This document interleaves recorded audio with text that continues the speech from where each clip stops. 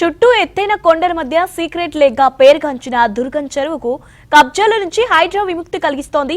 మాదాపూర్లోని Inorbit mall వైపు దుర్గం చెరువులో దాదాపు 5 ఎకరాల మేర ఉన్న కబ్జాలను హైడ్రా ఈ రోజు తొలగించింది.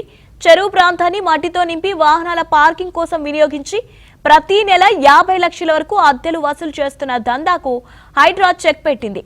అక్కడి వాహనాలను ఖాళీ చేయించిన హైడ్రా అధికారులు ప్రస్తుతానికి ఫెన్సింగ్ వేశారు. దుర్గం చెరువులో జరిగిన కబ్జాలపై ప్రజావాణిలో వచ్చిన ఫిర్యాదు మేరకు హైడ్రా కమిషనర్ రంగనాథ్ స్పందించి క్షేత్రస్థాయిలో విచారణ చేయించారు. కబ్జాలను నిర్ధారించుకున్న తర్వాత ఈ రోజు 5 ఎకరాల్లో ఉన్న ఆక్రమణలను హైడ్రా అధికారులు తొలగించారు.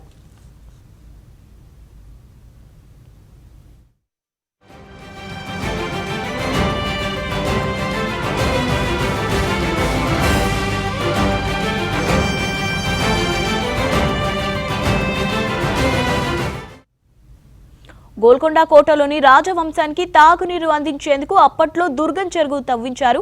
కాలక్రమంలో ఈ చెరువు కబ్జాలతో కుంచుకుపోయి మురుగునీటితో దుర్గంధంగా మారింది. ఒకప్పుడు 160 ఎకరాలున్న చెరువు నేడు 116 ఎకరాలకు మిగిలింది. చెరువుకు ఉత్తర దిశ తప్పితే 3 వైపులా ఆక్రమణలకు గురైంది.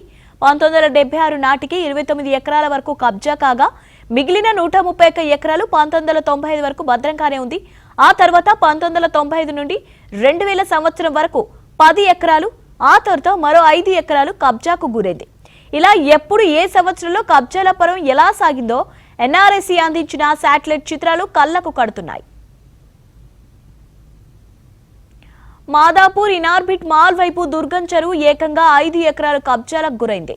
కొండలను తవ్వి భవంతులు నిర్మించిన వారికి దుర్గం చెరువు డంపింగ్ యార్డ్ గా మారింది. 10 నుంచి 15 మీటర్ల మేర మట్టితో నింపి 5 ఎకరాలు దోచేశారు. అలా చెరువు FTL పరిధిలో ఆక్రమించిన స్థలం తనదంటూ ఓ ప్రజాప్రతినిధి ఇప్పుడు క్లెయిమ్ చేసుకున్నారు. ఆ ప్రజాప్రతినిధి తనదని చెప్తున్న భూమి ప్రతి ఏటా పెరుగుతుండడం గమనార్హం.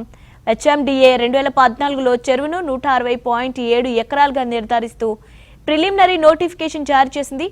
NRSC survey of India revenue రికార్డుల ఆధారంగా చెరువుల వైశాల్యాన్ని తేల్చే పనిలో పడ్డారు హైడ్రా సిబ్బంది. ఈ క్రమంలోనే చెరువు పరిధిలో ఉన్న ఆక్రమణలను తొలగిస్తున్నారు.